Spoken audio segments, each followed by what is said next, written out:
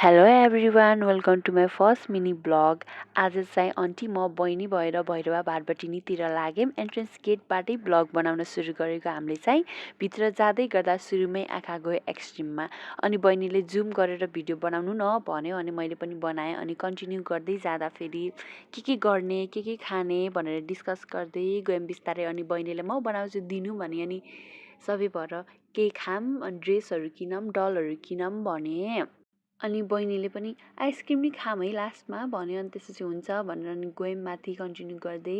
एलिभेटरबाट गएको बहिनीले बिचबिचमा त फर्स्ट टाइम चढेको होलास् है भनेर भन्यो। अनि म चुपलाग भनेँ। अनि त्यसपछि चप्पल त यसो देखाउनु नै पर्यो नि त, अनि कुन हालतमा गएको थियौँ। अनि त्यसपछि चाहिँ अनि कन्टिन्यू गर्दै गर्दा ह्याटहरू ट्राई गऱ्यौँ, अनि डलहरू किन्यौँ, अनि क्लोथ्सहरू ट्राई गऱ्यौँ। अनि यसो हामी तिनजना त दिनु नै पर्यो नि त, सेल्फी टुट गर्दै। अनि त्यसपछि चाहिँ अब एक्लै नै अब दुइटा बिजी हुनुहुन्थ्यो उता, अनि मैले पनि यसो कपाल सफाल देखाउने यताउति गर्ने यसो भिडियो बनाएँ।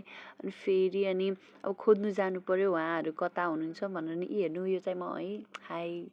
अनि त्यसपछि आइसक्रिम खाऊँ भनेको थियो, अनि टिन्टेल छुट्टै फ्लेभरको आइसक्रिम खायौँ। अनि डान्स यसो तल पार्किङमा गएर तब गर्नु नै पर्यो। अनि डान्स गऱ्यौँ। अनि लास्टमा बहिनीले अटोमा जाँदा फेरि के गेम खेलौँ न भन्यो नि, यो खै के गेम हो। अनि त्यसपछि हाँसेर पेट दुख्यो। ल पछि कन्टिन्यू गर्छु, बाई बाई।